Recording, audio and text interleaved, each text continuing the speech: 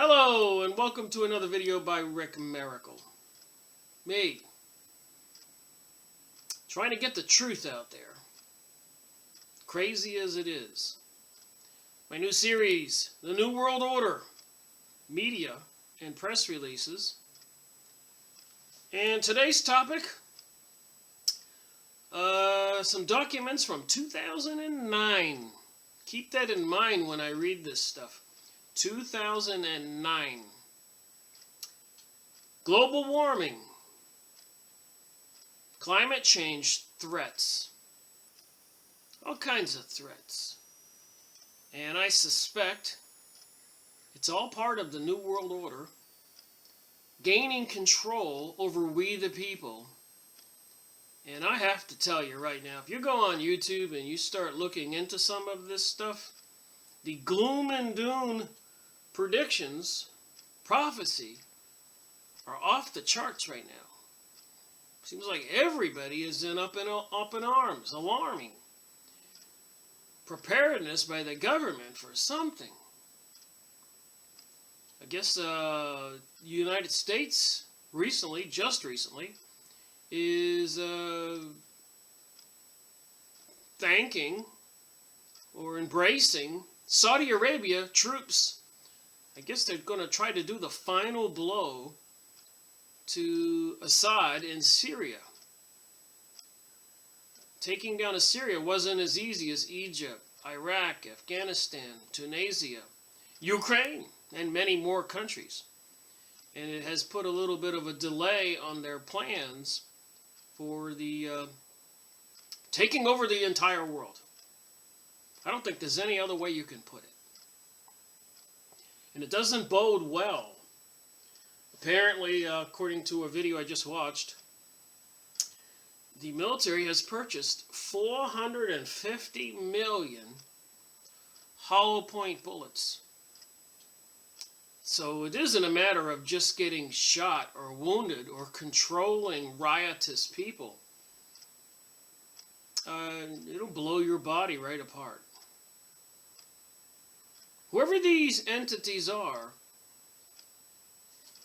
and I've made some interesting videos lately, they apparently hate us, citizens. So read into that what you will. I've been making some interesting videos. You figure out who the culprits are, what the plan is. They're into demonology, demons, masters. And it's kind of a biblical thing too. Microchipping people, mark of the beast. Crazy, I know, but crazier things have happened in the past.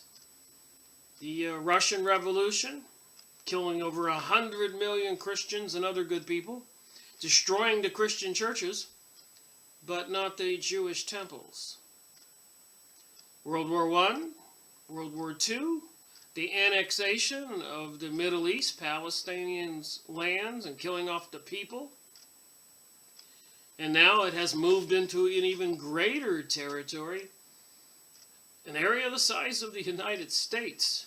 Apparently will come under Israel's control, which is the Zionist, banksters, mystery school of Babylon, as I keep saying. Witchcraft. Stuff the Bible is made of. Etched in stone and monuments all over the world. The age of Aquarius.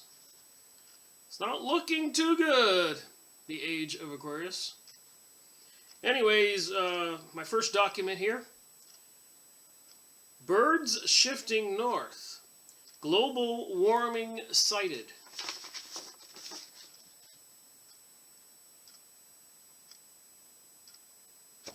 So here I am back in 2009, knowing as much as anybody else, doing my research, figuring it would take me 10 years of accumulated statistical data for me to formulate an opinion that I should share. You can't learn all this in 24 hours or 2 weeks. So anyways, this document says, when it comes to global warming, the canary in the coal mine isn't a canary at all. It's a purple finch. As the temperatures across the U.S. has gotten warmer, the purple finch has been spending its winters more than 400 miles further north than it used to. And it's not alone. An Audubon Society study to be released Tuesday found that more than half of 305 species of birds in North America, a hodgepodge that includes robins, gulls, chickadees, owls, are spending the winter about 35 miles further north than they did 40 years ago. 35 miles further north? I wonder how somebody can prove that. 35 miles isn't far at all. The purple finch was the biggest northward mover. Its wintering grounds are now more along the latitude of Milwaukee, Wisconsin, instead of Springfield, Montana. You know, I beg to differ with this information. I spent 2008, 2007, I bought some property up in Maine, and we had the finches all year long. I always wondered where they roosted, you know, in that cold, freezing weather. And I kept bird food out for them. A lot of people did. Bird ranges can expand and shift for many reasons. So I suspect this is just more propaganda, this whole argument. The research is based on data collected during the Audubon Society's Christmas bird count in early winter. The study shows a very, very large fraction of wintering birds are shifting northward, said Terry Root, a biologist at Stanford University. I would say this, if there is a deviation of where they are, where they're going, with all these satellites emitting radio waves into the air, electromagnetics, and we know that their little compass in their head, like pigeons, dictates where they go. And also with the sky spraying, we've had many incidences where lots of birds just fell out of the sky. So between the electromagnetic radiation and the sky spraying of God knows what into the sky, certainly would affect birds. Next document. Ministers get close look at Antarctic ice threat. Keep in mind, this is 2009. Because some of this stuff is going to blow you away, and you're going to go, wait a minute. They said we had 24 hours or 24 weeks, or back then. It was imminent danger. But wait a minute, this is 2016. Nothing's happened. Anyways, this story is also wrong. Troll Research Station, Antarctica, a place where they don't allow you to go, by the way, Antarctica. A parka-clad band of environmental ministers landed on this remote corner of an icy continent on Monday. Environmental ministers? I guess this global warming, climate change thing is a religion. Keep that in mind. In the final days of an intense season of climate research, to learn more about how a melting Antarctica may endanger the planet. Representing more than a dozen nations, including the U.S., China, Britain, and Russia, were to rendezvous, representatives, at a Norwegian research station with American and Norwegian scientists coming in on the last leg of a 1,400-mile, 2-month trek over the ice from the South Pole. The visitors will gain hands-on experience of a colossal magnitude of the Antarctic continent and its role in global climate change, said the missions organizer, Norway's Environment Ministry.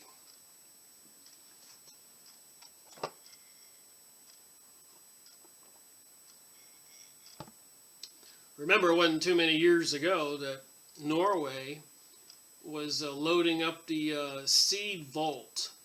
They built a gigantic vault into a mountain in Norway and stocked it with seeds from all over the world. So this is way before this event here. So what are they planning? What do they know? They also learn about the great uncertainties plaguing research in this southernmost continent and its link to global warming. How much is Antarctica warming? How much ice is melting into the sea? How high might it raise ocean levels worldwide? Might. They don't know a thing. Why are they doing all this propaganda? Obviously in 2016, and all the warnings that I've been paying attention to for the last few weeks, something big is planned, as per the Bible, by the way. As per Albert Pike in Morals and Dogma in 1880, 3 world wars would be required to bring about a new world order. Armageddon. Georgia USA Guidestones say they want to reduce the population worldwide to 500 million.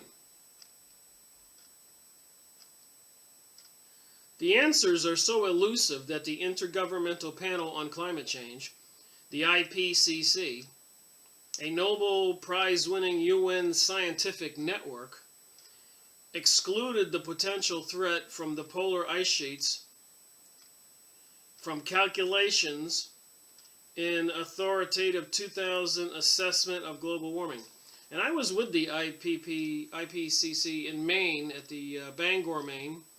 They were having a little meeting at the local college, and I had just acquired the Nexus magazine, an edition, that said that ice core samples were taken in the Himalayas and all over the world, and clearly showed there has been no significant climate change that wasn't normal for thousands of years. And please don't believe me, go look it up. I'll show them in this video, some of the pictures. But anyways, it does get warmer and cooler and warmer and cooler. In the medieval period, there was a global warming and everything thrived. And then in the Dark Ages, there was a global cooling and a lot of droughts and crop failures, so everybody suffered. So these are normal events that happen. Make no mistake about that. You can look it up and see. The IPCC, anyways, sorry about that. I was off the train of my thought. So when I went to that climate change IPCC meeting, I brought the magazine, and they had charts, and they were talking about the threat. And I stood up and said, "Can I ask a question?" And I pointed out that I had the magazine, and I started to speak when the guy said, "Wait a minute," whispered to his buddy. Then his buddy came forward and says, "The university needs this room, so this meeting has to be canceled now." So they were afraid what I was going to say back then. So the IPCC forecasts that oceans may rise up to 23 inches this century from heat expansion and melting land ice. If the world does little to reduce emissions from carbon dioxide and other greenhouse gases blamed on atmospheric warming.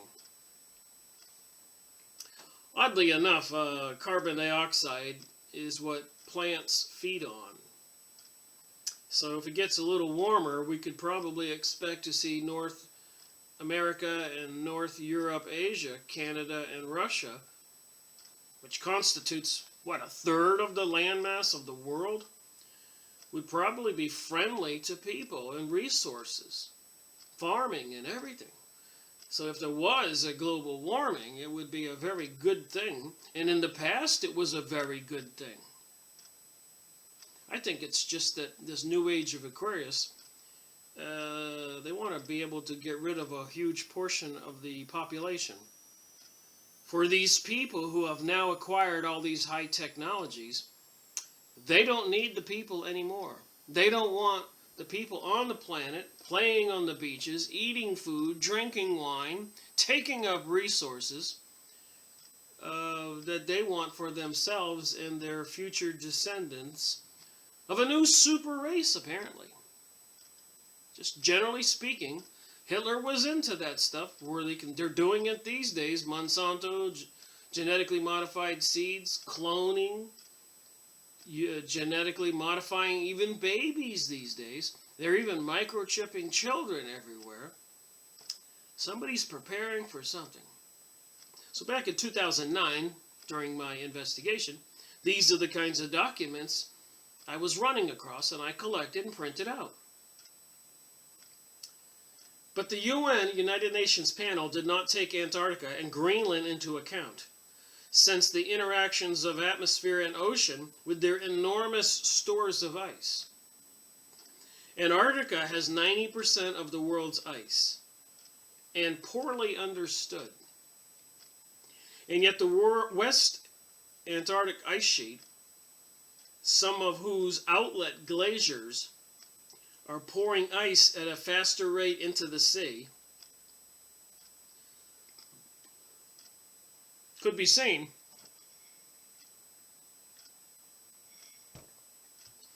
as the most dangerous tipping point this century, says a leading U.S. climatologist, NASA's James Hansen. NASA. They got a history, and look at the symbols for NASA, all the Illuminati symbolism there. Mystery School of Babylon, witchcraft, occultic. So there is a potential for a several meter rise in sea level. Hansen told the Associated Press last week, "The scenario is frightening," says the IPCC chief scientist Rajendra Panchuri, who met with the ministers in Cape Town before their 9-hour flight from South Africa. Finding the answers has been a key to the 2007-2009 International Polar Year, a mobilization of 10,000 scientists and 40,000 others from more than 60 countries engaged in intense Arctic and Antarctic research over the past 2 southern summer seasons. On the ice, at sea, via icebreaker, submarine, and satellite surveillance. There's another whole page. I'm not reading it all, but you get the point.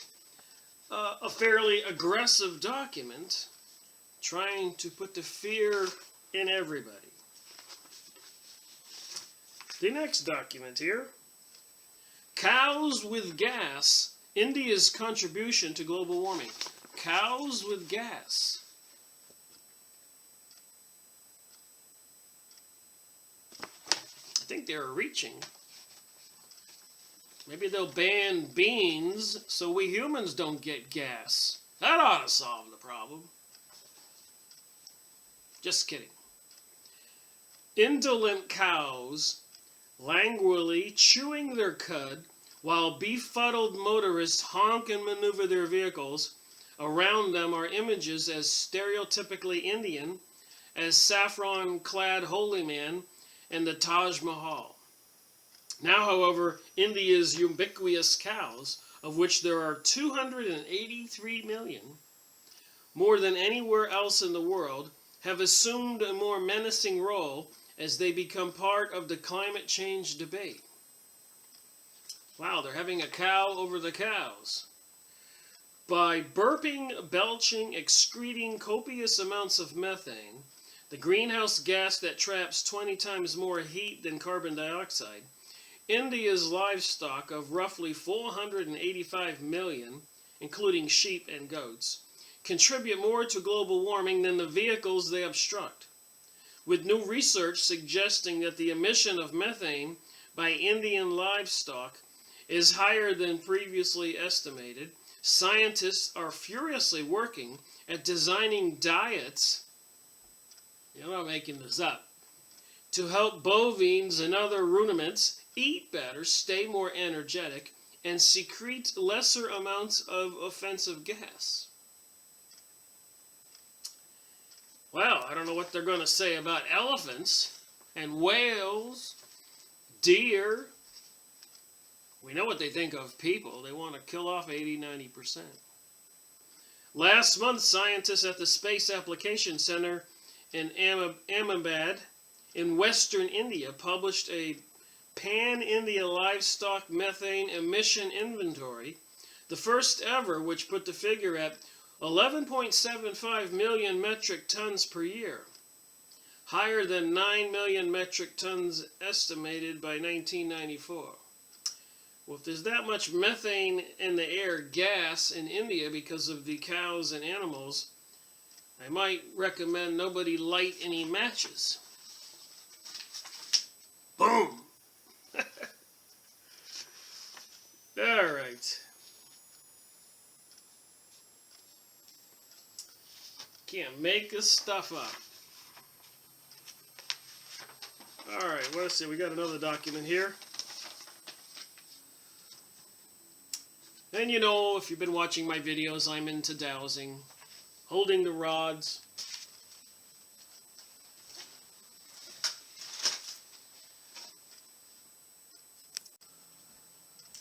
Take a rod like this, for example, and if you get a dowsing manual, you can read it.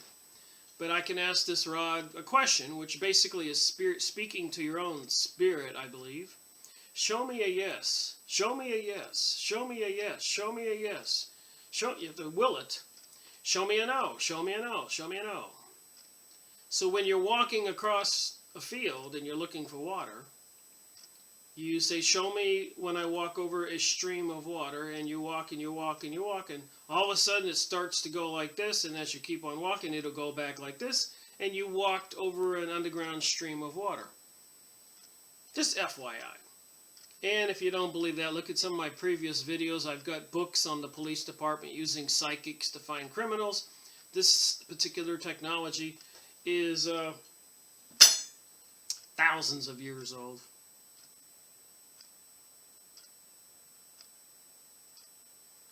And another tool that I use, just one of these documents I'm going to go over here. Again, stuff I ran across. You can do the same thing with a pendulum. Show me my yes, and it goes to the right. Show me my no, and it goes to the left. And you can try this yourself, and you'll find out that I'm not doing it. It'll do it on its own if you practice. So let me ask it a little question. Are India's cows the cause of global warming? It's giving me a no. Just a little humor in this video. Thank you very much. You're supposed to thank whatever it is that's helping you get the answers. And ask permission to do it. If you read the dowsing books. I'll probably go over some more of those in the future. But anyways, another document back there in 2009 was, "O water, where art thou?"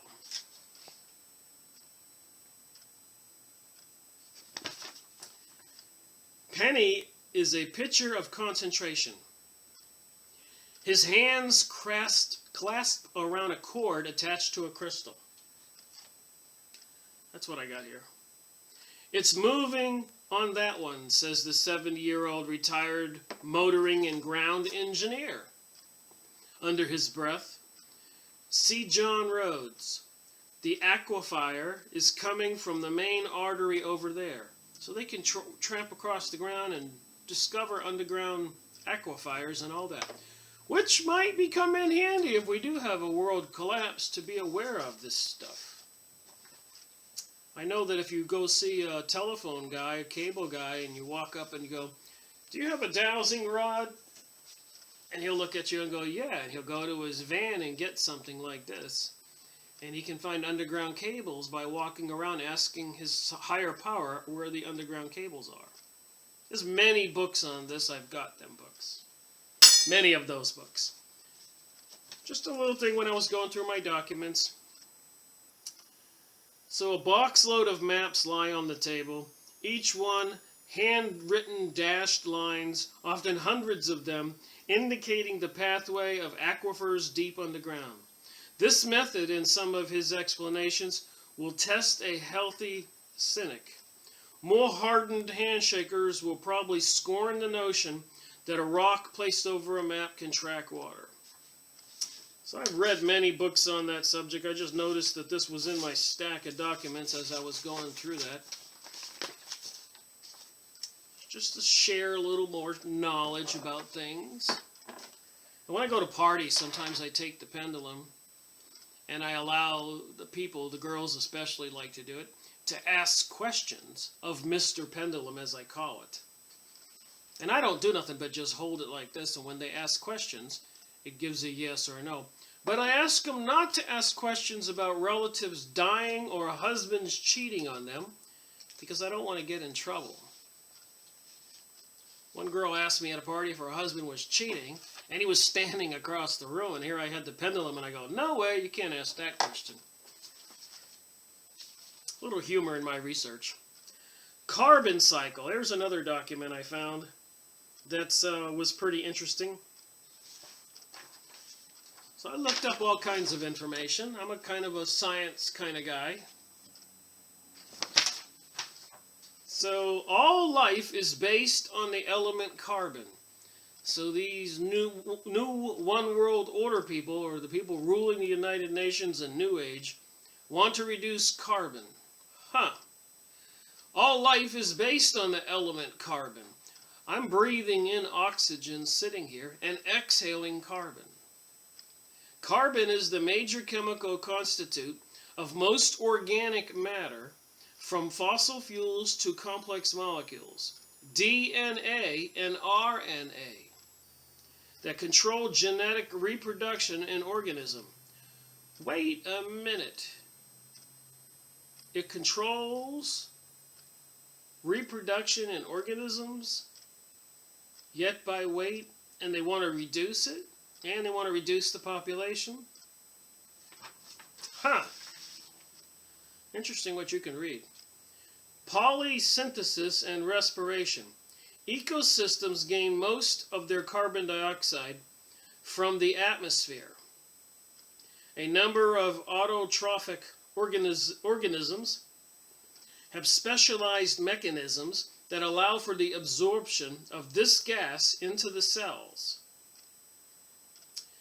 With the addition of water and energy, forms solar radiation.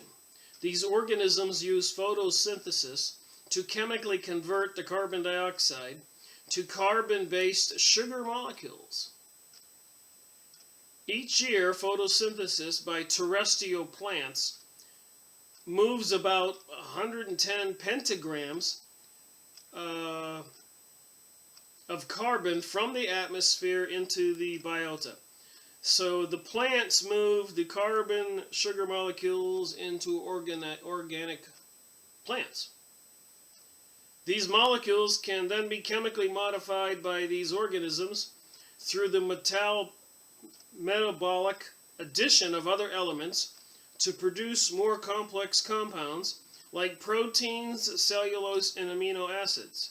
Some of the organic matter produced in plants is passed down to heterotrophic animals through consumption. So carbon in the air gets converted to carbon-based sugar molecules, which gets consumed by plants, which gets consumed by people. So we have a healthy system, and the people seem to want to reduce the carbon in the air. Carbon is released from ecosystems as carbon dioxide gas by the process of respiration. Respiration takes place in both plants and animals and involves the breakdown of carbon-based organic molecules into carbon. Just saying, it doesn't sound like this carbon thing is actually a very bad thing. Contraire, it sounds like global warming with more carbon would have a more tropical forestry type effect on the planet, i.e. global warming and health and another great growth in humanity. And I also don't believe there are 6 or 7 billion. For one reason only, one reason. I did a little graph and I used Mr. Pendulum here.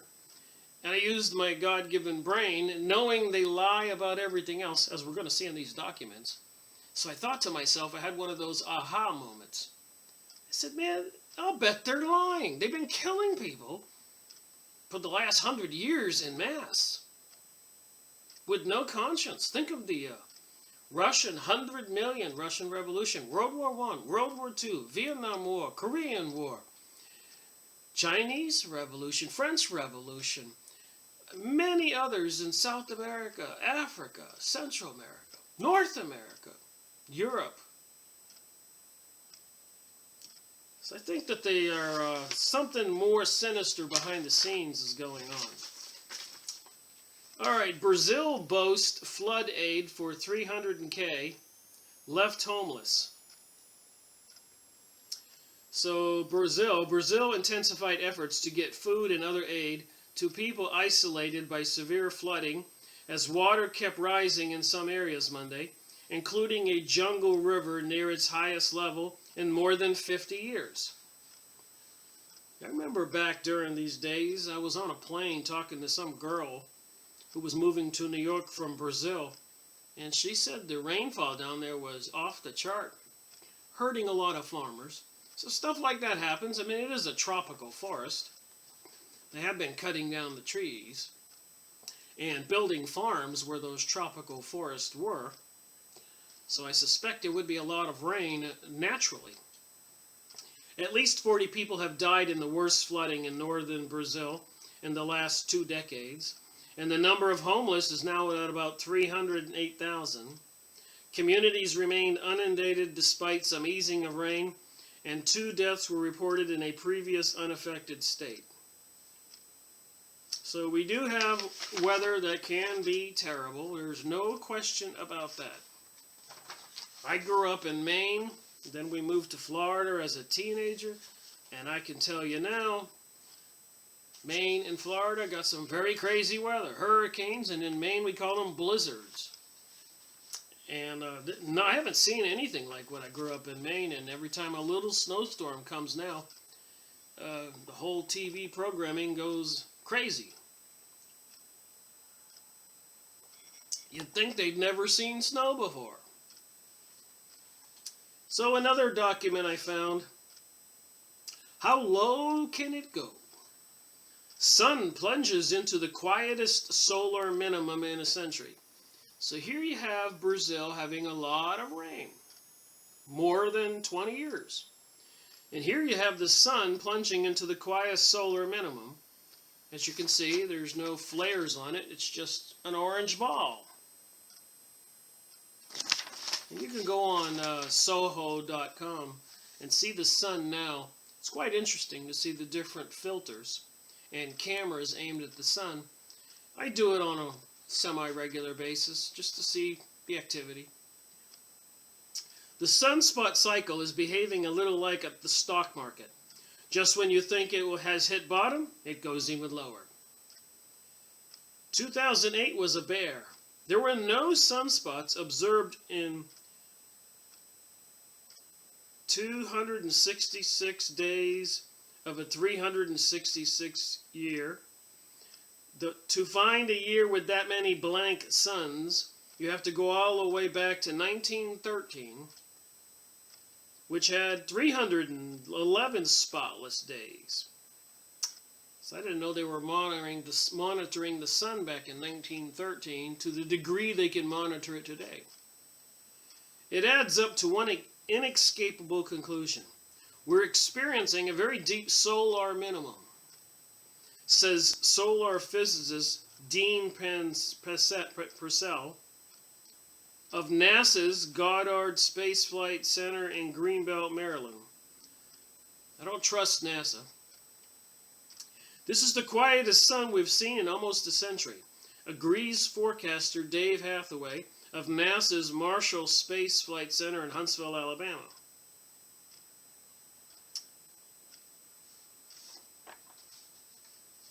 So here they have a little chart.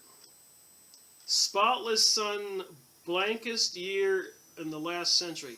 So I guess you could see here that it's been slowly getting more blanker. Less sunspots.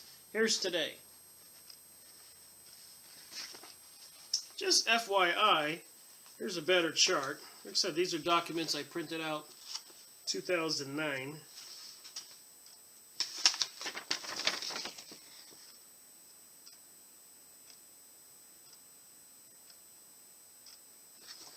Now, does the sun have some control over Earth's weather? I suspect it does. So when it has less sunspots, and then later on it'll change and it'll have more, does that change the weather, alter the weather and conditions on Earth? I would suspect so. You don't have to be a scientist to think of that. If you turn the burner up on your water on the stove, it'll start boiling. You turn it way down, it'll start simmering, etc. One of those lights in your living room that you can dim it or make it bright. It's common sense here. Another document, Gore, others, urge CEOs to back climate change deal. So these elitists want a climate change deal, which involves billions, trillions of dollars, taxing the people. And apparently, meanwhile, back at the ranch, we know that they're trying to bring about a new world order and new age, destroy Christianity, bring us a luciferic, promiscuous, decadent, sexual society, biodiversity and sustainability, and take away people's rights to any land or resources. While we have admitted organizations saying they want to control the world and the world's resources, you don't have to be a genius to put this together. Climate change heavyweights, UN, United Nations, Chief Ban Ki-moon, and Nobel Prize winner Al Gore. Isn't that the oddest thing? Al Gore gets a Nobel Peace Prize. Obama gets one as he just gets into office. And other people that certainly do not seem like they deserve to be getting something like that. And I remember the medal that Clinton gave Oprah and Bill Clinton, the Medal of Freedom, and it looks like a satanic witchcraft medal. I went over that in my previous videos. Look it up, Medal of Freedom, and then look up witchcraft and compare the two medals. Two symbols. Al Gore urged more than 500 business leaders on Sunday to lend their corporate muscle to reaching a global deal on reducing greenhouse gases. The CEOs of PepsiCo, Nestle, BP, there's a couple companies you don't want to... Nestle just moved to another area. BP is the one with the Gulf oil spill. And other of the major businesses began meeting in Copenhagen, where politicians will gather in December to negotiate a new United Nations brokered climate treaty. And apparently, according to my research and stuff I've gone over, there has been no measurable temperature change. That is not normal. Despite the global financial crisis, both Ban and Gore said there is no time for delay. Remember, this is 2009. In hashing out the specifics on how to cut greenhouse gases that contribute to warming the planet. No time for delay. We have to do it this year, not next year. This year, Gore said. Sounds like he's trying to sell something. The clock is ticking because Mother Nature does not do bailouts. The 3-day World Business Summit on climate change is a precursor to the negotiations to determine who will succeed, what will succeed, the Kyoto Climate Treaty that expired in 2012. Continuing to pour trillions of dollars into fossil fuel subsidies is like investing in subprime real estate, Ban said. Our carbon-based infrastructure is like a toxic asset that threatens the portfolio of global goods from public health to food security. I am aware, my honest investigation and feelings, and we all know this, but a lot of the farming of fruits and vegetables are coming from South America, and they sort of shut down a lot of the farming in North America, and apparently even killing all the citrus trees in Florida because they said there was a canker.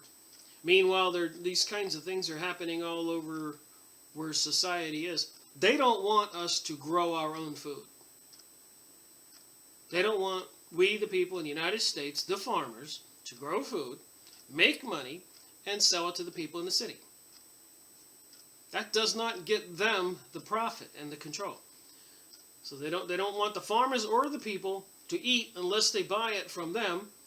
And of course it's genetically modified.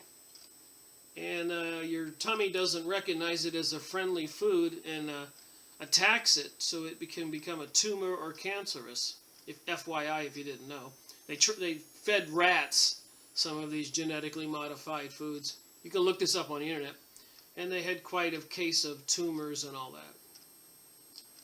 So obviously, if they modify the nature of the food, if you understand how your cells eat, they have to be the right key when the nutrients get processed in your stomach with the stomach acid to extract the nutrients that go into the bloodstream, and then the cells throughout your body feed off of that nutrient as it goes by.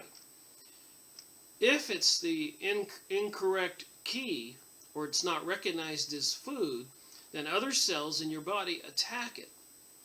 And that's what creates a tumor, is because they attack and they attack and they attack and they build a shell around it. FYI. My understanding. The new global warming treaty would build up on the Kyoto's treaty mixed success in requiring that 37 industrial nations reduce greenhouse gases emissions over a 5% below 1990 levels by 2012. So they were quite emphatic in this document. About 300 anti-globalization activists, some people understand what's going on, marched Sunday towards the convention center, which was heavily guarded by police. No arrests were reported. It's all about globalization, I keep saying. Another document here. Crisis spurs spike in suburban survivalist.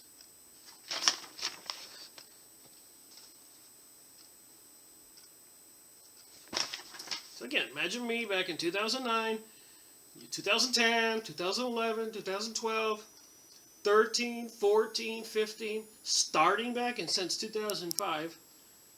And I have all the documents and all the cases in the boxes behind me. We'll take a look at that. Trying to figure out what's going on and what's the truth. That was my honest game. And if I had determined that these things were true, global warming, terrorism, Planet X, pole shift, earthquakes, plagues, dollar crashing, and so much more. All these fear threats, fear threats, fear threats, fear threats. Meanwhile, back at the ranch, we're all being policed and monitored and spied on. They want to take away the guns and our property rights, while they're promoting a new world order, new age, during the age of Aquarius. Like I said, you don't have to be a genius to figure this out. It's all planned. They deceive us. They're lying to us. I see that guy got killed in the Oregon ranch holdup yesterday or day before, and the other people were arrested. So they want the property. They're going to get the property, and I guess the crime was interfering with the federal officers. So it's a federal crime to do that. So whenever they do the federal executive order from Obama or whoever to confiscate the guns from people, if you do not surrender or you interfere, it's a federal offense. So when they do this, everybody's going to have to give up their guns, probably report to a FEMA camp where a lot of people never come out of. So we all have to voluntarily go to our deaths or imprisonment, or we're criminals. How crazy is that? Crisis spurs spike in suburban survivalist. San Diego, 6 months ago, Jim Wiseman didn't even have a spare nutrition bar in his kitchen cabinet. Now, 54-year-old businessman and a father of 5 has a backup generator, a water filter, a grain mill, and a 4-foot tall pile of emergency food tucked in his home in the expensive San Diego suburb of La Jolla. 2009. Weizmann isn't alone. Emergency supply retailers and military surplus stores nationwide have seen businesses boom in the past few months as an increasing number of Americans spooked by the economy rush to stock up on gear that was once the domain of hardcore survivalists. So the UPS guy drops off things and he sees 4 by 8 by 6 food pile of food, and I say, "What are you doing to prepare, buddy?" He said, "But because there won't be a thing left on any shelf of any supermarket in the country if people's confidence wavers." 2009, and I told you the news is off the chart now. Even all the preparedness, get food, and all kinds of other supplies, things on the internet. All right, I have another interesting document. And you don't have to be a scientist to figure some of this stuff out. But there's something called the Schumann resonance.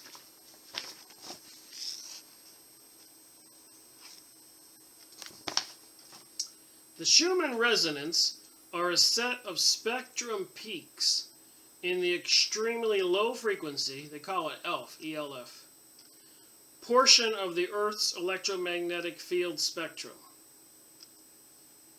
So apparently,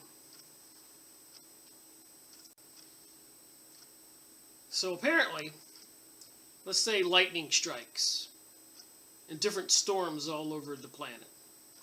Well, they create a lightning strike, but also an electromagnetic pulse. And this energy builds up, and between the ionosphere, the shield above the planet, and the planet's surface all around the world, that space all around the world, between the sky and the earth, there is an electromagnetic wave that rolls around the planet. A natural thing, the Schumann thing, and apparently a lot of the biological living things sync up to this thing. This global electromagnetic resonant phenomenon is named after the physicist Winfried Otto Schumann, who predicted it mathematically in 1952. Schumann resonances occur because the space between the surface of the Earth and the conductive ionosphere acts as a closed waveguide. It's like tuning your radio into a particular channel. That space has a particular tunable frequency, and it's very low. The limited dimensions of the Earth cause this waveguide to act as a resonant cavity for electromagnetic waves in the ELF band. The cavity is naturally excited by electric currents in lightning. Schumann resonances are the principal background of electromagnetic spectrum between 3 and 69 hertz cycles per second, and appear as distinct peaks at extremely low frequencies around 7.83, 14.3, 20.8, 27.3, and 33.8. In the normal mode description of the Schumann resonances, the fundamental mode of a standing wave, this wave that goes around bounces off the sky to the earth, to the sky to the earth, just like a sine wave.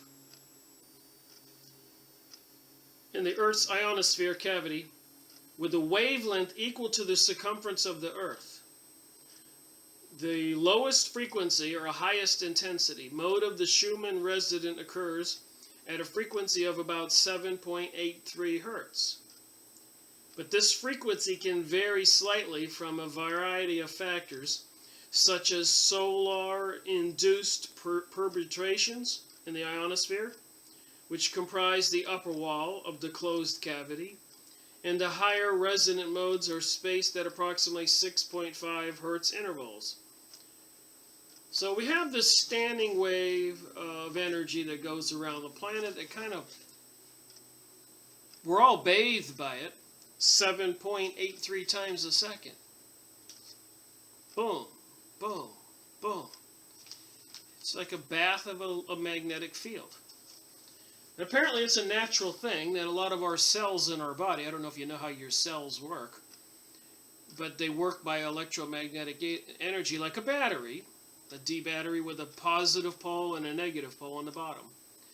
Well, that's how your cell works too. Inside the cell is a positive pole, for example, and outside is a negative pole. So when a nutrient comes by, it gets attracted. It's electromagnetic. You're saying, what's all that got to do with global warming, weather warfare? Well, I hate to tell you, the sinister people running our planet know all this stuff. And they know how they can alter our moods. Because if you lower the frequency, operating frequency of a human, it takes them in one mode where they might be more relaxed and generally happy. Or if they raise it, they might get more agitated. So again, what's this got to do with this video? Well, apparently all over the world they have these HAARP systems. See the rays going off towards the sky and bouncing back? It creates things like this in the sky. It can heat up the center of the United States like this.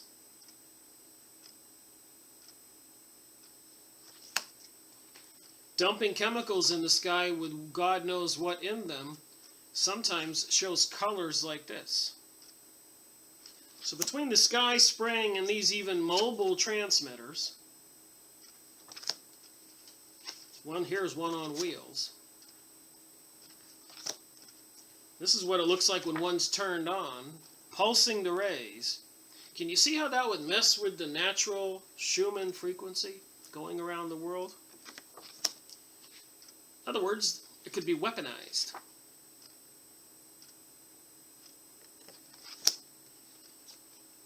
Weaponized. Maybe it could take down a building like 911.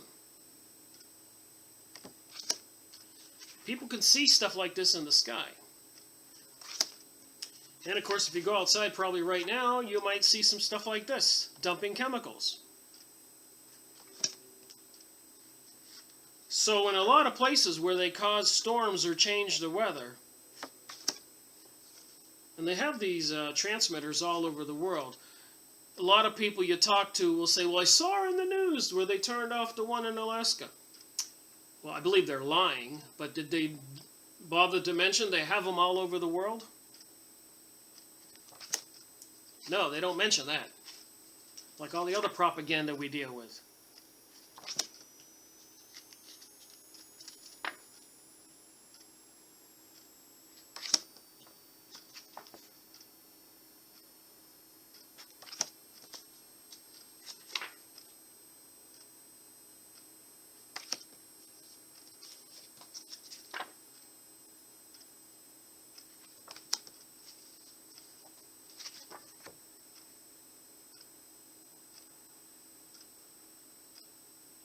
Look up HAARP and images, and you can see for yourself.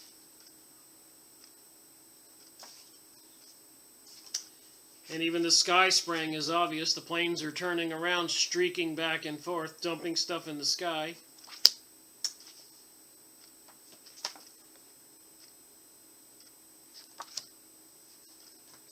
I think this is one over there in China.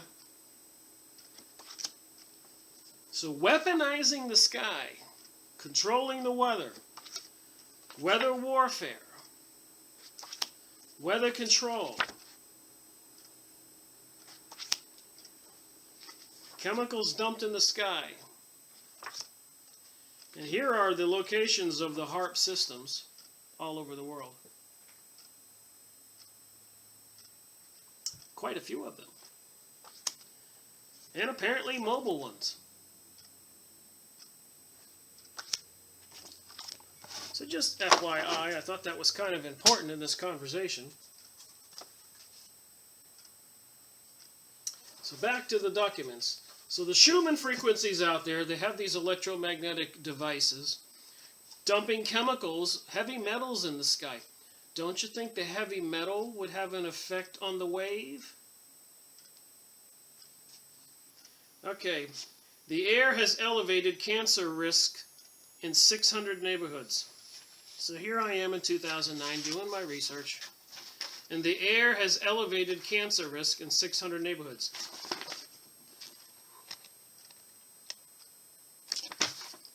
Millions of people living in nearly 600 neighborhoods across the country are breathing concentrations of toxic air pollutants that have put them at a much greater risk of causing cancer. We just saw those pictures of the spraying of chemicals in the sky.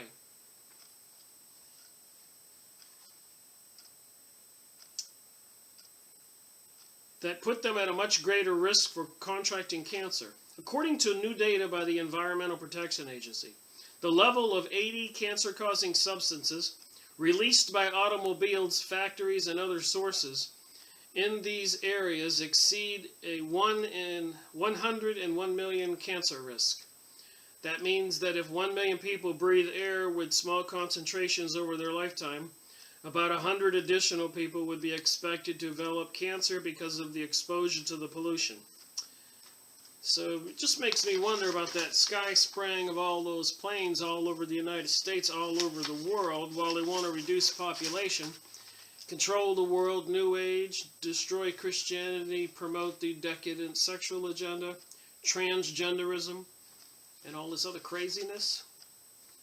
Just adds to the pile of confusion and destroys the health of the people, the electromagnetic radiations and the chemicals dumped in the sky. Forget the stress of all the fear-mongering that they're putting out there. All right, ancient civilization cut path to demise. Again, remember, this is me back in 2009 doing my research.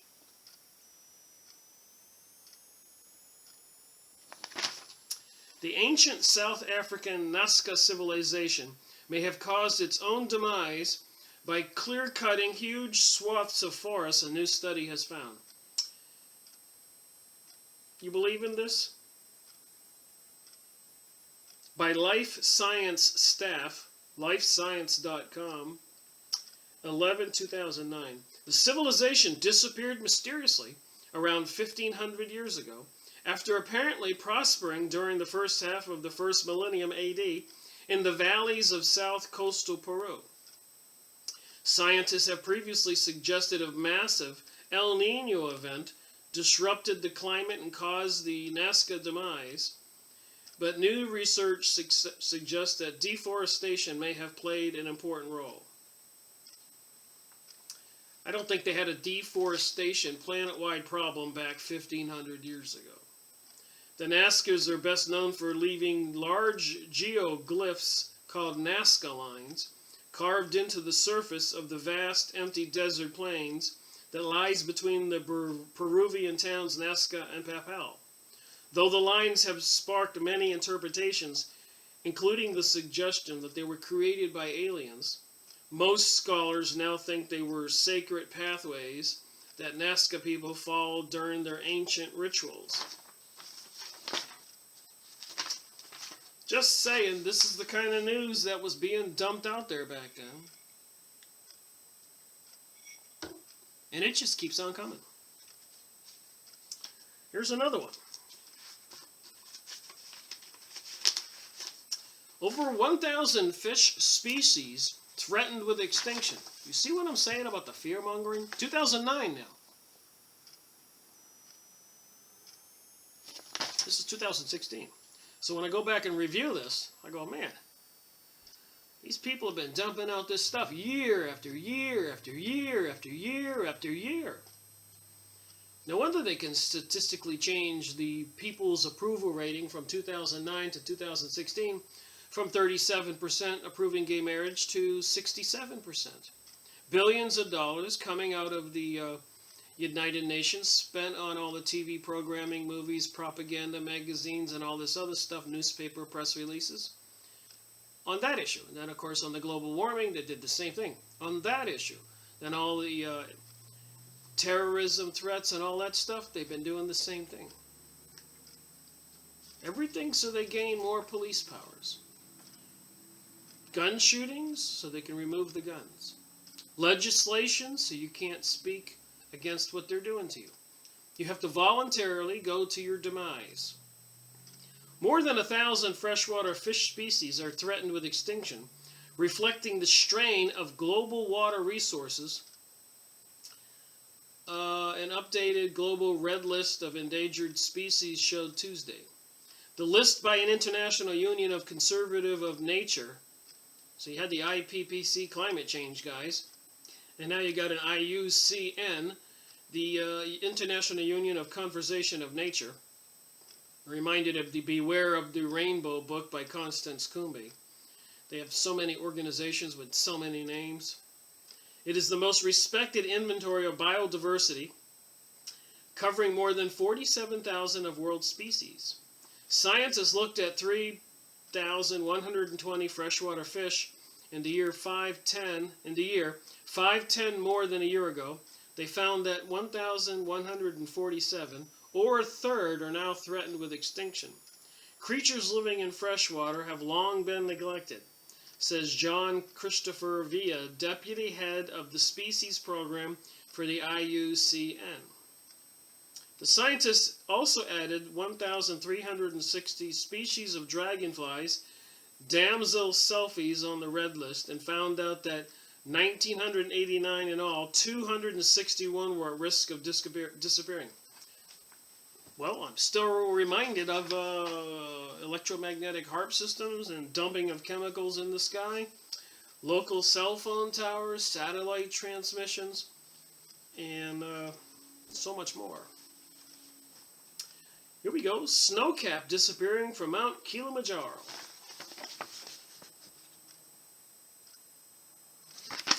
(2009). I'll bet if I go on the internet now, the snowcap is still there.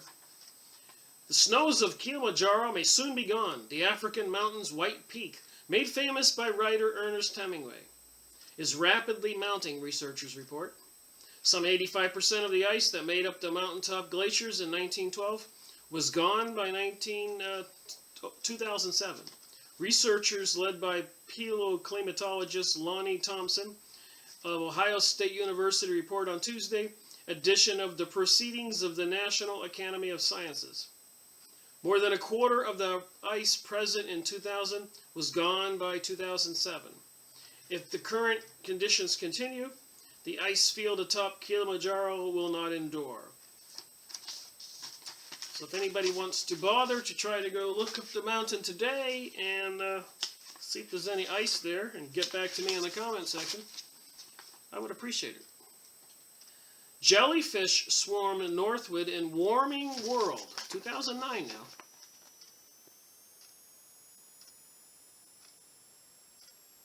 It's back then when they were doing all the gay is normal type stuff, and gay parents are better at raising children and all that, day after day, week after week. And they slowly changed public opinion. And then you got this stuff. You see the correlation? The fishermen leaned into their nets, grunting and grumbling, as they tossed the translucent jellyfish back into the bay. Giants weighing up to 450 pounds. Marine invaders that putting the men's livelihood at risk. The venom of the Nomura, the world's largest jellyfish, a creature up about 6 feet in diameter, can ruin a whole day's catch by tainting or killing fish stung when ensnared with them in the maze of nets here in northwest Japan's Wakasa Bay. Some fishermen have stopped fishing. Scientists believe climate change, the warming of oceans, has allowed some of the almost 2,000 jellyfish species to expand their ranges, appear earlier in the year, increase overall numbers, much as warming has helped ticks, bark beetles, and other pests to spread to new latitudes. In 2007, a salmon farm in Northern Ireland lost more than 100,000 fish to an attack of the Mavui stinger jellyfish, normally known as stinging bathers, and known for stinging the swimming bathers in the warm Mediterranean waters. Scientists cite its migration to colder Irish seas as evidence of global warming. And it just goes on and on. Obama says world urgently watching U.S.-China talks. President Barack Obama declared Monday the world is urgently watching for a meeting of the minds between U.S. and China as he meets with President Hung Ju-to. One of the globe's biggest issues, climate change, economic recession, and nuclear proliferation, and more. Topmost of Obama's ambitious agenda with WHO is the so far elusive search for a global agreement on the new Climate Change Pact.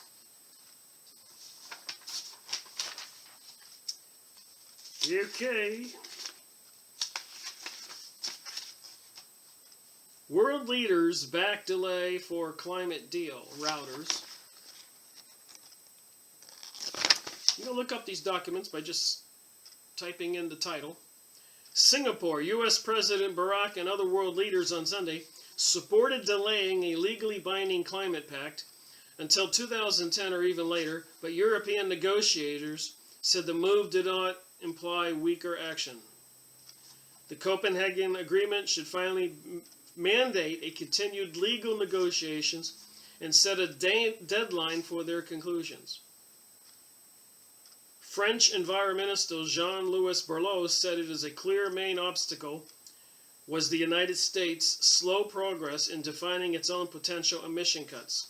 The problem is the United States, there's no doubt about it. Borloo, who had coordinated France's Copenhagen negotiations effort, told Reuters in an interview.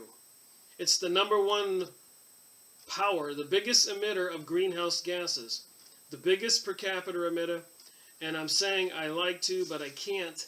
That's the issue. Just going through these quickly. Just to let you know that when I was doing my daily research, wondering what the heck is going on in the world, I paid attention to certain issues that came up in the headlines, and I printed out the documents. All right, hacked emails heat up climate debate. I think we've all heard about this.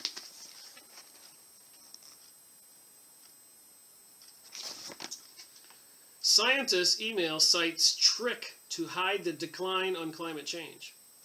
Computer hackers have broken into the server at a well-respected climate change research center in Britain and posted hundreds of private emails and documents online, stoking debate over whether some scientists have overstated the case for man-made climate change. New World Order, New Age. Remember the real agenda, Agenda 21, now called Agenda 2030. Divide 20 by 30, you get 666. Get your calculator out and try it. The University of East Anglia in eastern England said in a statement Saturday that the hackers had entered the server and stolen data at its climate research unit, a leading global research center on climate change. Well, they should voluntarily hand over the data if there's an issue going on. Why do we have to worry about anybody stealing it? What do they got to hide? Apparently a lot. More than a decade of correspondence between British and U.S. scientists is included in the 1,000 emails and 3,000 documents posted on websites following the security breach last week. Some climate change skeptics and bloggers claim the information shows scientists have overstated the case for global warming and allege the documents contain proof that some researchers conspired to manipulate the data. They got some comments here by people. One guy says here, a commenter, a citizen, there is no evidence to support man-made global warming hypothesis. None. It is a complete and total fraud. The models created by the MMGW cult members aren't worth the paper they are printed on. And your sources?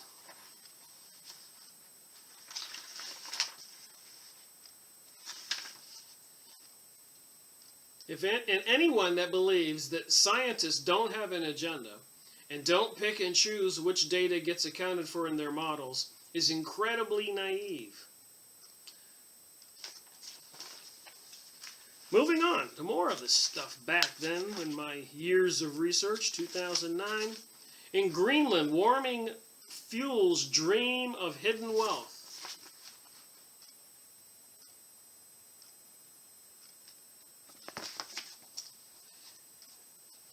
Inside, Inga Steen, 54, shows what he believes as Greenland's future, a collection of mineral-rich rocks that he has stashed away in a drawer if he ever needs money. So I'll just summarize this really quick. As the ice melts, and it does go back sometimes, and then it comes back, it recedes, and then it grows. But they find a lot of valuable crystals and rocks and gold and stuff that's worth money. All right, UN says climate final may be happy ending. 2009, Copenhagen. Delegates converge Sunday for the final grand finale of 2 years of tough, sometimes bitter negotiations on a climate change treaty, as UN officials calculate and that pledges offered in the last few weeks to reduce greenhouse gases would put the world within reach of keeping global warming under control. 2009. All right, the UN's top climate officials said in the eve of the 192 nation conference that despite unprecedented unity and concessions, industrial countries and emerging nations need to dig deeper. Over the next 2 weeks, governments have to deliver. Finance billions of dollars immediately and hundreds of billions of dollars annually within a decade was emerging as the key to unblocking an agreement that would bind the global community to a sweeping plan to combat climate change. I keep saying climate always changes. You can't stop climate change. Unless you want to straighten the earth out so there's no winter, spring, or fall. Just one season. This makes South Africa one of the stars of the negotiations, said the environmental group Greenpeace. More than 100 heads of state and government have said that they will attend the last day or two, making Copenhagen the largest and most important summit ever held on climate. Never in the 17 years of climate negotiations, 17 years, and nothing's happened, and many years since then nothing's happened. So I suspect, again, this is about a different kind of issue. Taking control, enacting laws to take away people's rights to property and growth and wealth. New World Order, New Age. Greenhouse gases endanger human health.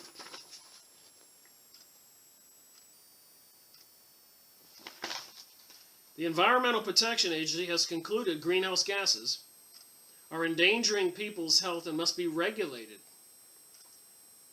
signaling that the Obama administration is prepared to contain global warming without congressional action if necessary, just like he did with the gun laws. It's all a game used against we the people. And if you don't do what they tell you, like those people in Oregon, somebody gets killed for not obeying a federal officer interfering with his business, whatever that law is. So if it's to you to surrender your guns or to not use wood in your fireplace and you don't obey, you could be committing a federal crime and they can shoot you. Apparently, those ranchers got shot. EPA Administrator Lisa Jackson scheduled a news conference on later Monday to announce the so-called endangerment finding. The finding is timed to boost the administration's argument at an international climate conference beginning this week. So how convenient that they said that greenhouse gases endanger people's health. That the United States is aggressively taking action to combat global warming, even though Congress has yet to act on climate legislation. There's more here. I'm just trying to cruise through these quickly so I can get them all done. I got that many. But you can see back in 2009, this stuff was relentless.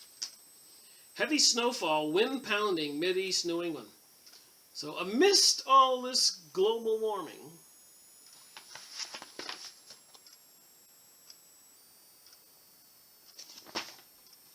December 2009, Des Moines, Iowa, a fierce storm left dangerous ice, heavy snow, and vicious winds in its wake as it slogged eastward Wednesday, snarling traffic, closing hundreds of schools in the upper Midwest through New England. I'm only reading my highlighted portion here, a couple paragraphs, pages. The storm felt like a rude surprise after an unseasonably warm and dry November in parts of the region. Remember, there's sky spraying the dickens out of us, controlling the weather, and the HAARP systems controlling the jet stream. So you got to wonder what's going on. And I'm not saying this. You can go on geoengineeringwatch.com and many other websites, or go outside and look at your own sky and take a picture. I've been dreading this day, said Kim Burst, shoveling the sidewalk in front of her Minneapolis home before sunrise Wednesday. I was starting to enjoy the global warming.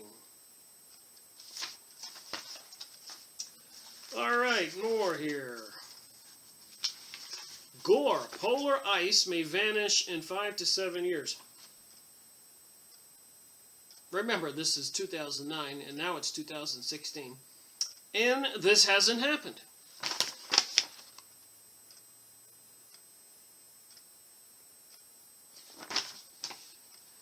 Copenhagen again. New computer modeling suggests the Arctic Ocean may be nearly ice-free in the summertime as early as 2014. Al Gore said Monday at the UN Climate Conference. This new projection, following several years of dramatic retreat by polar sea ice, suggests that the ice cap may nearly vanish in the summer much sooner than the year 2030.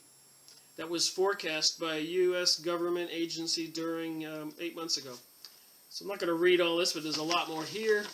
Suffice it to say, in 2014 or 15, they said NASA satellites had photographed that the ice was growing on the west end of Antarctica. Look it up. Obama faces constipation on global warming pact. So there's a lot of propaganda out there trying to get people to do things. World leaders will arrive in the Danish capital of Copenhagen in the next 3 days to agree on an accord to fight global warming. We just noticed they had a huge snowstorm. There may be nothing to sign. Connie Hedegaard, chairwoman of the meeting, stepped down today, allowing Danish Prime Minister Lars Løkke Rasmussen to take over. She called the move appropriate with so many heads of state arriving. Officials had just announced efforts had failed to amend the 1997 Kyoto Protocol climate change.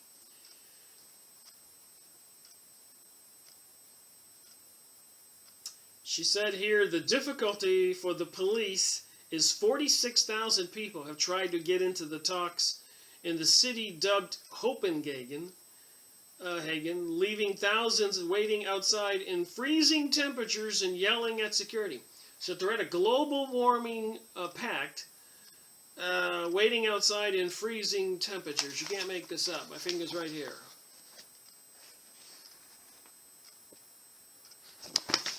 So, if it was really global warming, I guess they would be a little warmer instead of freezing.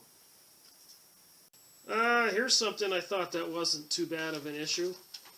New releases, Coca-Cola Company, Global Water Challenge, and Ashoka's Change Makers announce worldwide search for social entrepreneurs with solutions to water challenges. The Coca-Cola Company commits $1 million to support innovators working to solve water and sanitation problems. About Global Water Challenge. Global Water Challenge is a coalition of leading organizations which have joined forces to catalyze transformational change in the water and sanitation sector. We believe that we have both the resources and the will to live in a world in which anyone can drink clean water and use a safe toilet. Thought that was not a bad article. It's not all gloom and doom. Some people are there trying to do the right thing around the world, not take control of it and charge for it. Carbon tax will basically be a charge for breathing. Acid oceans, the evil twin of climate change.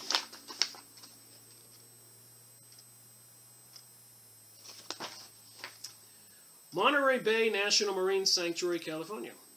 Far from Copenhagen's turbulent climate talks, the sea lions, harbor seals, and sea otters reposing along the shoreline, kelp forest of this protected marine area stand to gain from any global deal to cut greenhouse gases. These foragers of the sanctuary's frigid waters, flipping in and out of sight of California's coastal kayakers, may not seem like oblivious beneficiaries of a climate treaty crafted by the Danish capital. But reducing carbon emissions worldwide would help mend a lesser-known environmental problem, ocean acidification. I don't think they have to worry about that now. Fukushima is overcoming that problem to the 10th degree. They need to be worrying about Fukushima and cleaning that up, but we don't see any of that in the news.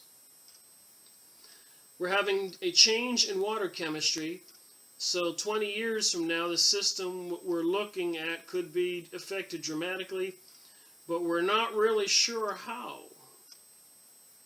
So we see a train wreck coming. Nothing in the treaty negotiations specifically addresses the effects of carbon absorption into the oceans on marine life, which studies show is damaging key creatures, hard shells, and skeletons. It's hard to know what to believe what these people talk about because there's so much obvious confusion issues that don't match up. Official, Obama Chinese move forward on climate.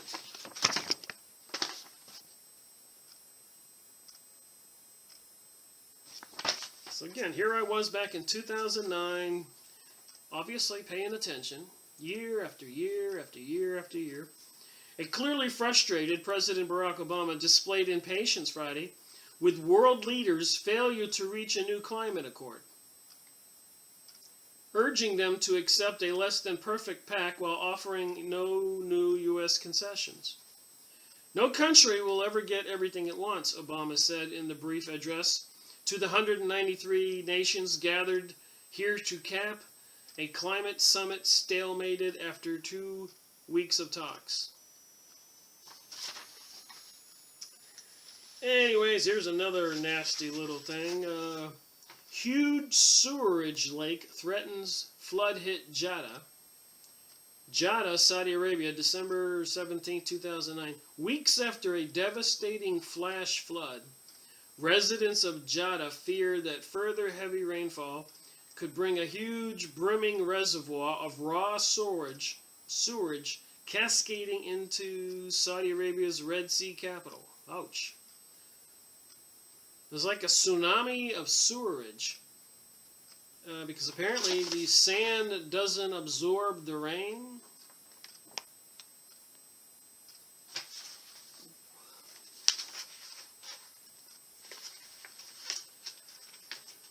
Some poor planning there, I think. A divided UN conference recognizes climate deal.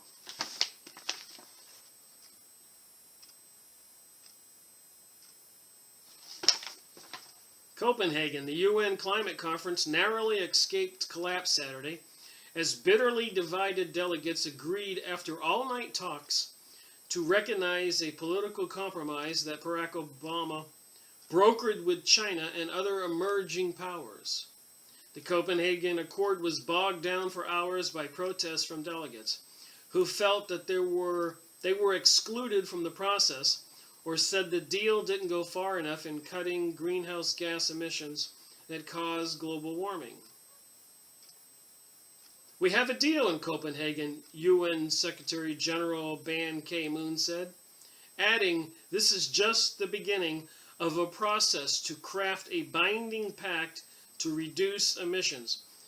And I say it's a binding pact to have police powers over the people and control the resources and property rights, i.e. slavery, taking away our rights, causing an economic collapse. And getting rid of a lot of people, sadly enough. Czech President Klaus. Global warming, not science, but a new religion. That's what I've been saying. New world order, new age, it's all evil.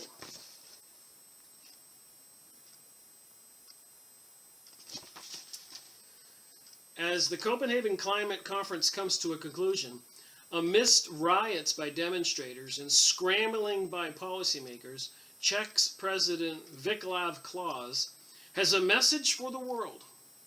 Global warming is a new religion, not a science. This is the man.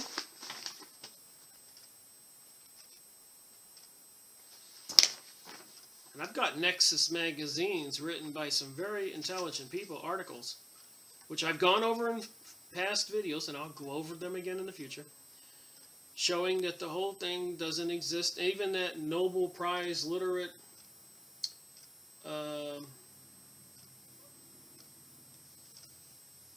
man who had a meeting with Alex Jones, and that video I went over, I'll have to look it up. In an interview with FoxNews.com, Czech Republic President Václav Klaus argued that man's natural ingenuity will lead to new technologies that will lessen any impact mankind has on the planet's environment. I think they're withholding technologies they already have.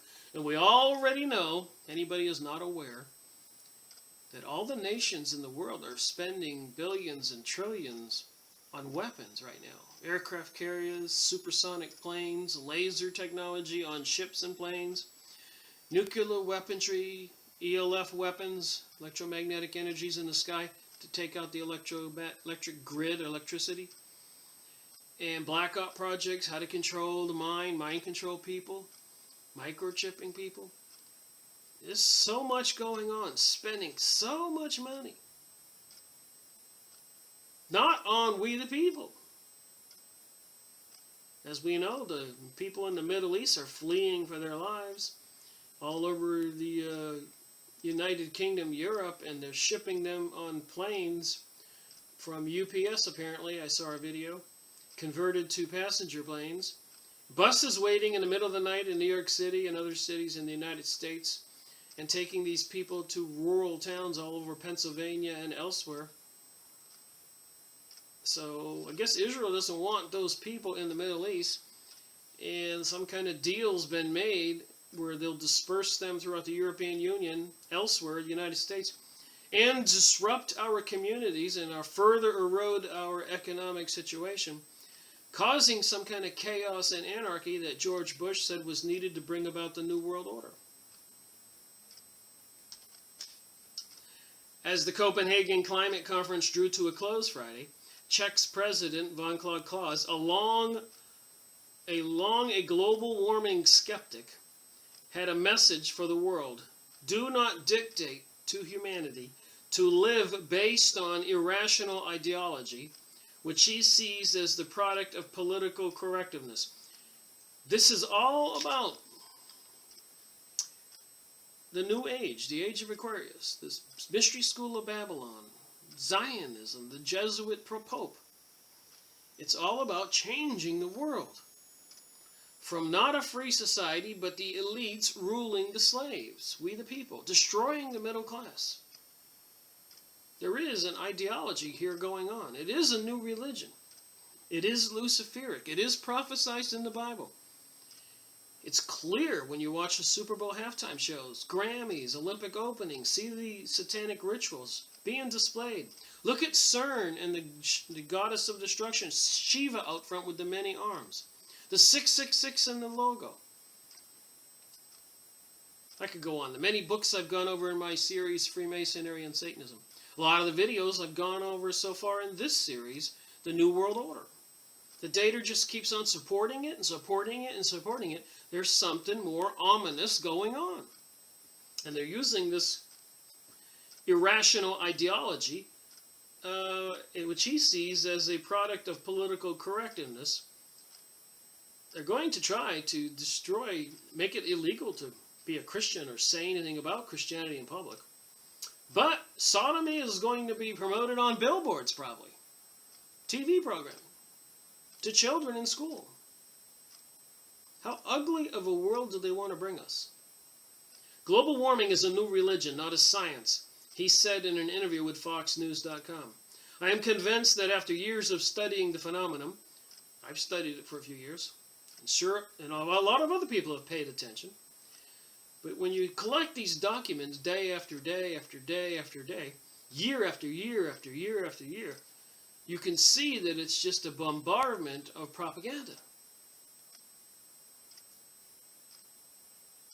This is an issue of a new ideology or a new religion. A religion of climate change and a religion of global warming. This is a religion which tells us that people are responsible for the current very small increase in temperatures, and they should be punished. I'm absolutely convinced that a very small global warming we are experiencing is the result of natural causes, even like the sunspots on the sun. Klaus told Fox News, it's a cyclical phenomenon of the history of the earth. The role of man is very small, almost negligible. So he says it's a circular thing. So I say, let's look at some pictures.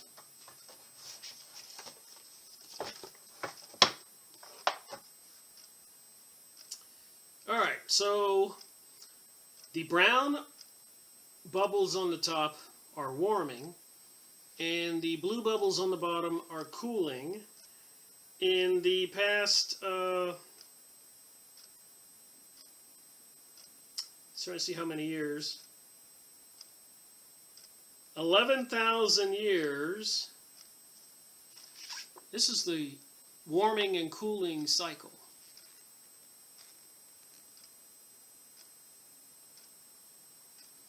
You can see we're in a warming period right now at the end of this chart. Right there. So when it does start to go down, we'll get another cooling period.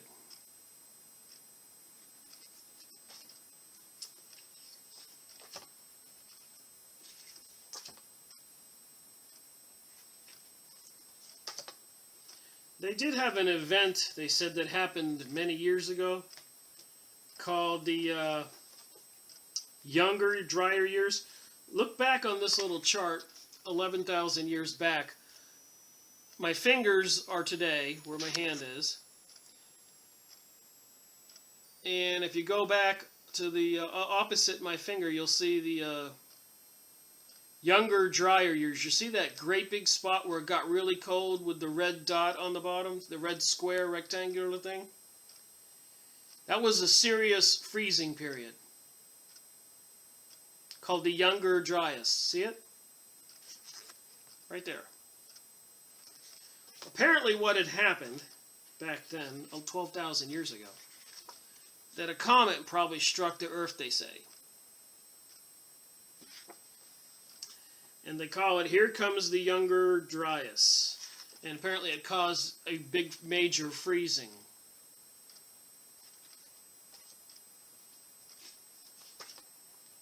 But generally speaking, without a comet hitting the Earth, this is the temperature.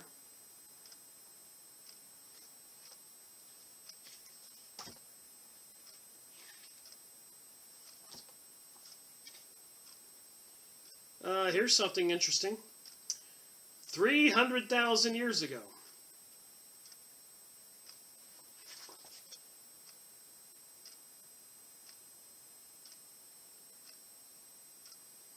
I guess the weather gets warmer and colder and warmer and colder on a circular basis. See those peaks?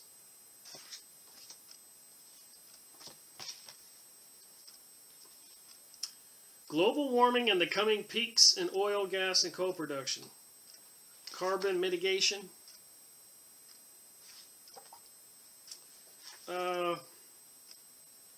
Temperatures and CO2 concentrations in the atmosphere over the past 400,000 years. You notice the cycle?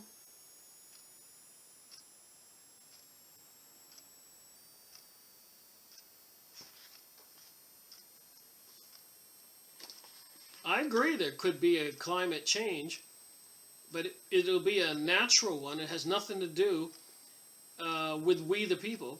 And there's nothing they can do by enslaving us to change it. But with all the underground cities that they've been building for themselves, when some event happens, they did these ice core samples a mile deep in the ice. That's how they got these charts. And you can see the different amount of debris that a warming season would leave in the ice. Lots of stuff growing and floating in the air. And they could probably cause a weather change with these HAARP systems.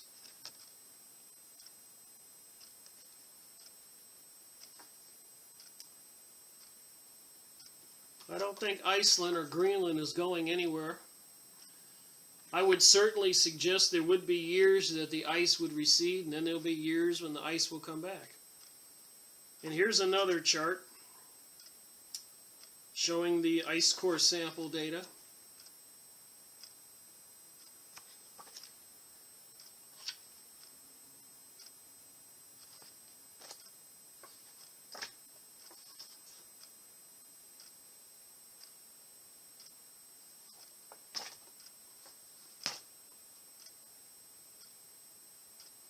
So Al Gore's chart above was to fool the world, and the actually inconvenient truth is the chart on the bottom that shows what they did is they added some other data to make people believe this.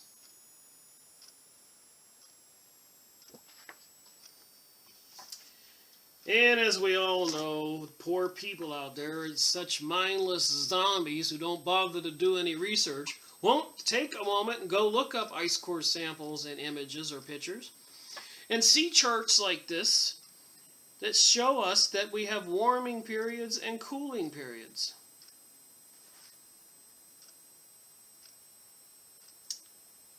And where my hand is 2,400 years ago, and the opposite end of my finger is today.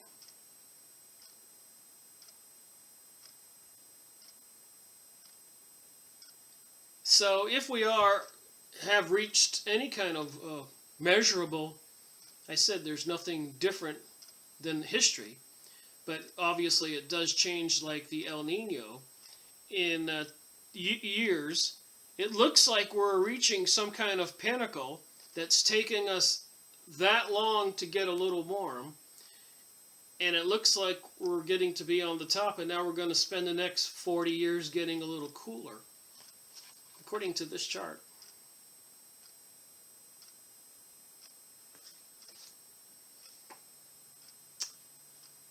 Not a darn thing they can do with it. There's 400 years? Is that how many years? 450,000 years. Done by scientists. 650,000 years, atmospheric CO has never been above this line, and now they're trying to say it's off the chart.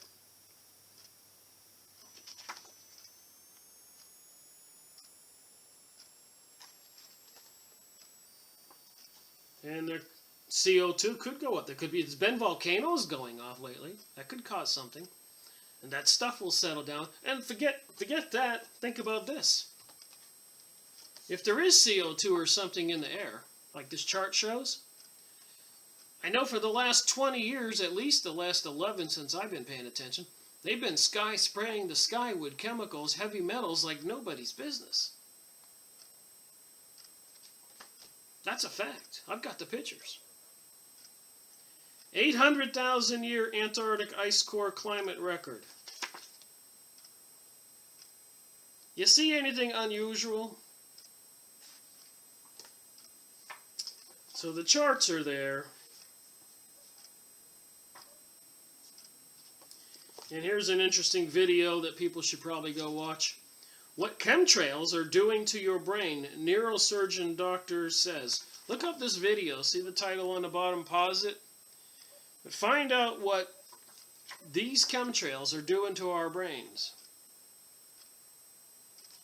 on this video.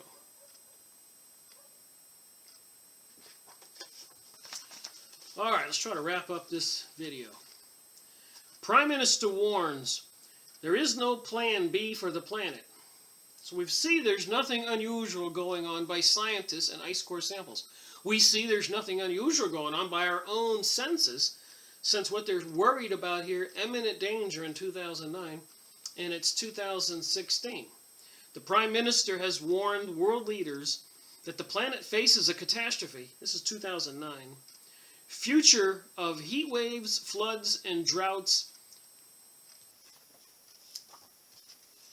if a new deal on climate change is not struck. So they're threatening us. So what could they use as a tool to make the weather go crazy? And those HAARP systems? Gordon Brown delivered the bleak message during urgent talks in London ahead of the December UN-sponsored summit in Copenhagen.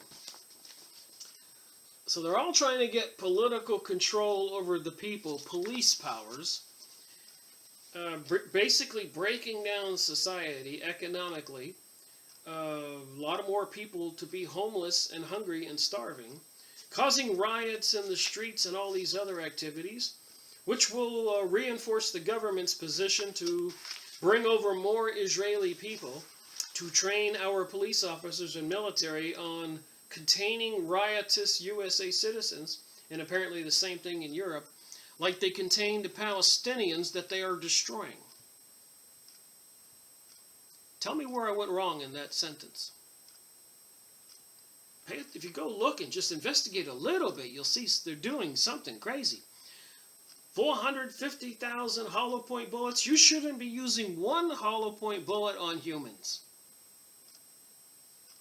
They explode the whole body. There's something really sinister going on.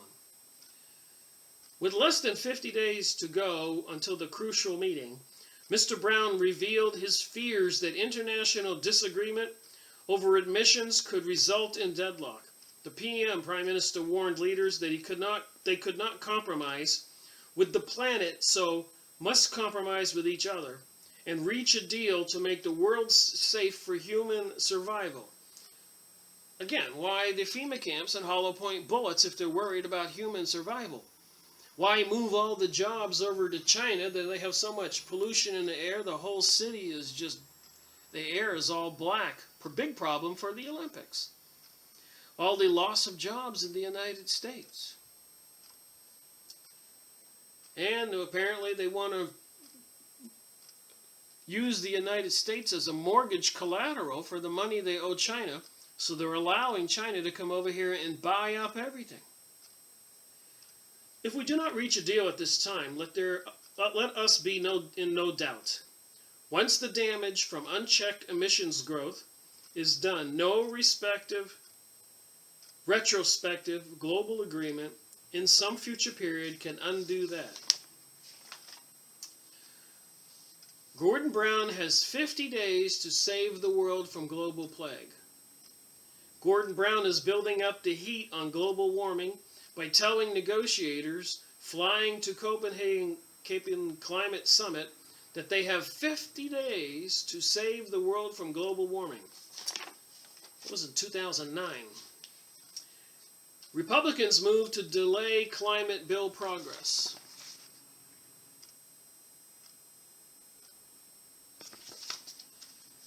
All 7 Republicans on the U.S. Senate Environment and Public Works Committee plan to boycott next week's work session on a climate change bill, October 2009.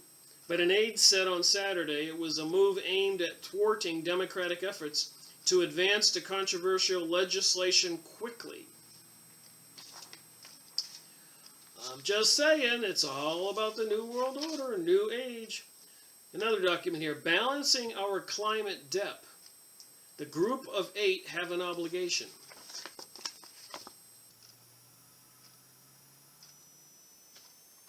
They're going to use those smokestacks as an excuse why you have to move off your piece of property into the city dwelling. Surrender your firearm, and if you talk about Christianity, you're going to be beheaded. Generally speaking, this seems to be what's looming in our future.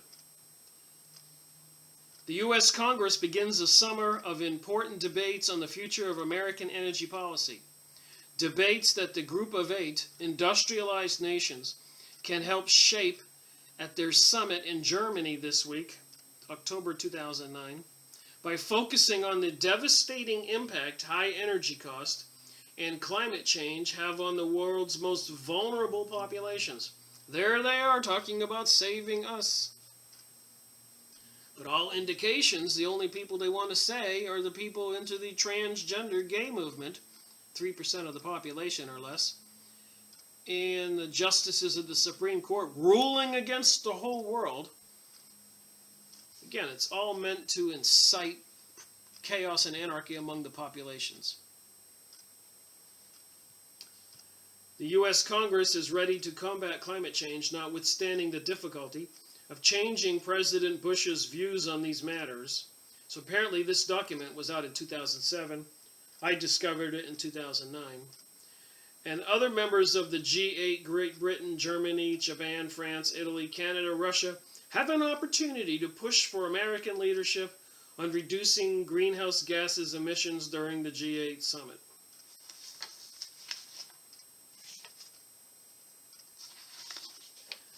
So you could see how somebody would start to believe all this is true during the course of the year in 2009.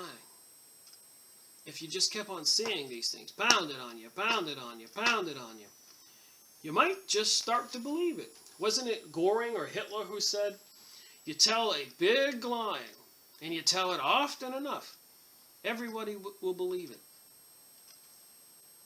Senate Democrats sidestepped a Republican boycott Thursday, pushing a climate bill out of committee in an early step on a long and contentious road to passage. Other committees still must weigh in on the measure, but the partisan antics early on threatened to cast a pall over the bill. One of President Barack Obama's top priorities, as it makes its way to the Senate floor, and as nations prepare to meet in Copenhagen, Denmark, next month to hammer out a new international treaty to slow climate change. We looked at the charts. There's nothing the humans can do to alter Mother Nature's cyclical activities. Is there? Or do they want a new world order, as Kissinger said, the Pope said, George Bush Sr. said, Jr. said, the leader over there in Britain said, everybody's saying, and the elitist, certainly they have to curtail us pretty quick before people catch on to what they're up to. The sun has spots, finally. So earlier on in this video, the sun didn't have any spots. But 7/7/2009, finally the sun has spots.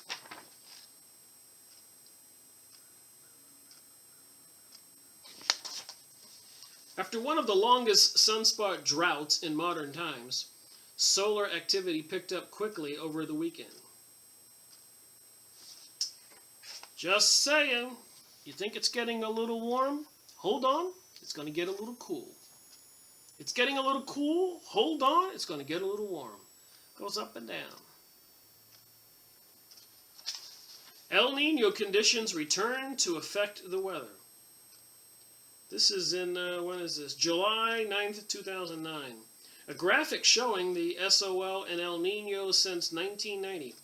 So it looks like a regular pattern of up and down since 1990 on this chart.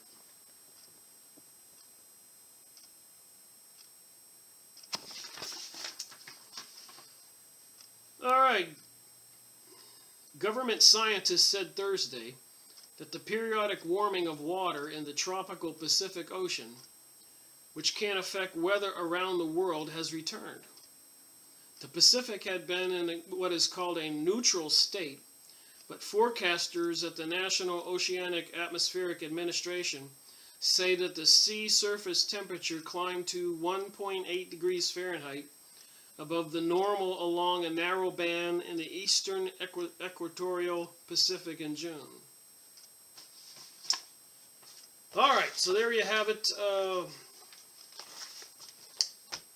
Evidence that we're in nothing else but a normal cycle. Evidence they're using this issue as propaganda for treaties and increased legislation and control over we the people. Evidence that in my documents over the couple of years that they do want a new world order out of their own mouth. Evidence in all the Freemasonic literature and so much more that they want to ban any public display of Christianity. And that even in the school systems they are promoting a more liberal sexual attitude.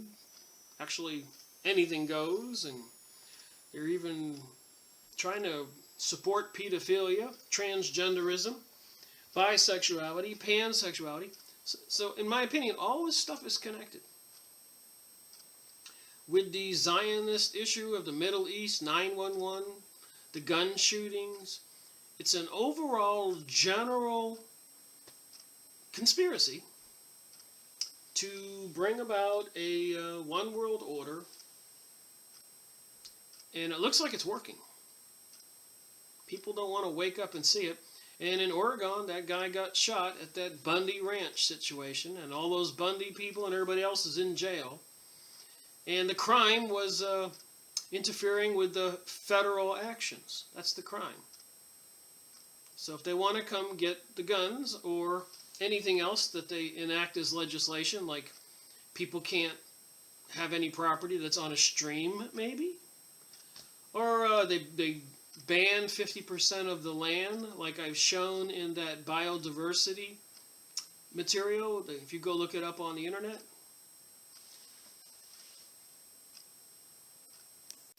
You can't make this stuff up. I've gone over it in my videos.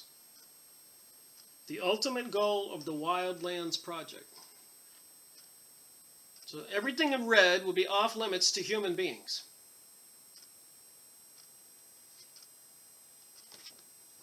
And here's what it'll look like.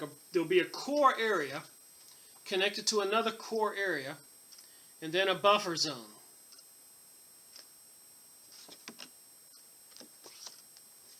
All over the country. Now, knowing who these elitists are and what they want, the resources, what do you want to bet is they don't want any competition for money and control. This is how much land they already own in each state. This is serious business.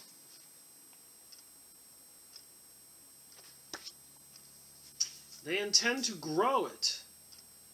And grow it and grow it. I got the books. I've gone over them in my videos. Here's the goal for Florida. The green is the current situation.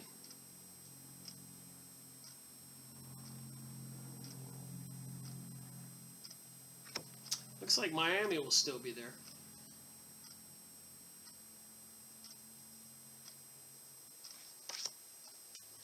They want to have a wildlife pathways for creatures to go all the way down to South America. And again, do you really believe they're worried about the animals, or are they just trying to take control of the world's resources? Who are these New World Order people behind the scenes? The Illuminati, the Zionists, in league with the Vatican. Even the popes come out and said that all the religions should get together because there's no reason to be apart any longer. What did he mean? Have the religions decided to go over to the dark side?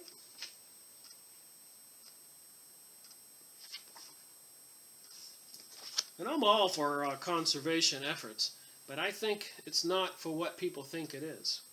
I think it's just an attempt to steal the property.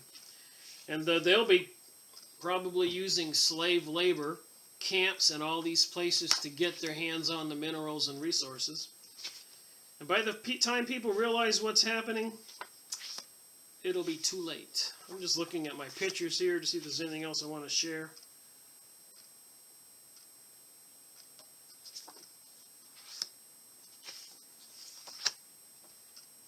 So if they want to fence off all this property, imagine how many people have to give up their property rights. And how will they do that? They got all kinds of marketing schemes. Look at the little bear paw there.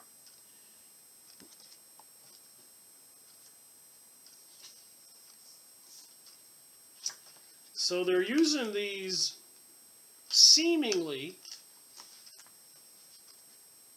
caring for the people and the planet issue to gain control over everything. Reservoir and corridor system to protect biodiversity.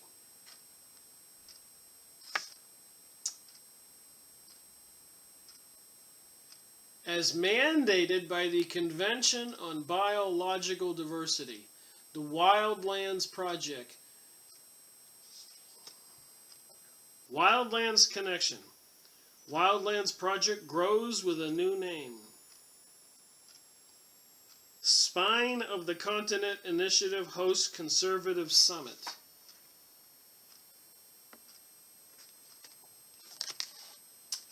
So if you really want to know what's going on, look at Palestine. Go look at Zionism and images and see how that Israel started out with a little small portion of Palestine. And now the Palestinian people have a little portion. And then look at the size of the Middle East and all the countries that have overthrown, and the masses and millions of Arabs that have been murdered, and they're sending lots of them that weren't murdered into the European Union and the United States. I guess you could say they're emptying the Arabs out of the Middle East. And Israel at the same time is bringing in people in something called Aliyah, called the return, worldwide now. Like I said, you don't have to be a Aliyah flight schedules. Look at that. You don't have to be a genius to figure this out. And the Talmud and the religious stuff going on. Israel 66. You've got Aliyah questions, we've got answers.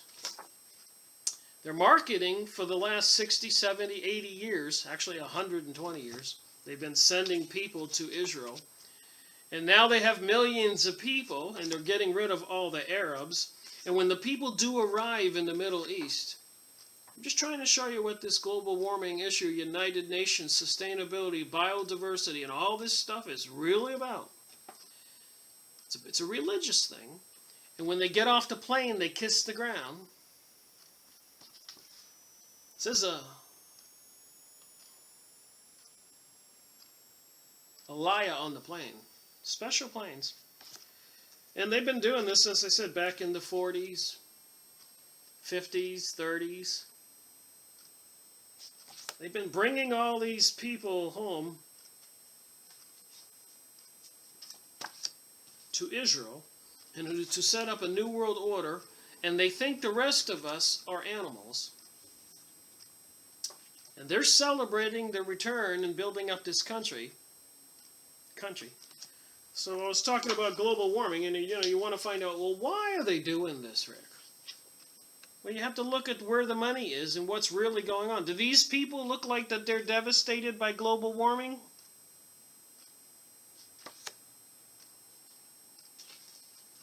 Do they? But economically, here in the United States and the world, we're being destroyed with the global warming propaganda and campaign.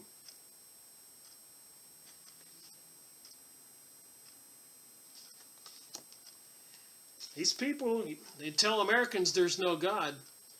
Tell this guy praying over there in Israel there's no God. Look at him.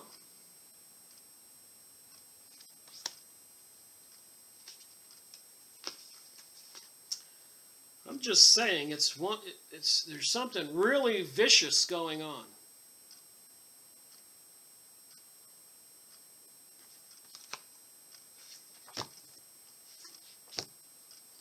And the return to Israel, this is what it's called. You can look it up. Do some homework. Get educated. Six-pointed star. So we're all going to be policed, increase legislation, suffer, while they go home to Israel. And when they get there, they kiss the ground. Just saying, you got to look at the whole picture. Why the propaganda? Why the gay agenda? Why the global warming agenda? Why the terrorist threats? Why the economic threats? Why the threats of Planet Nibiru, pole shift, earthquakes, and on and on and on. Thank you for watching my video. Rick Miracle reporting.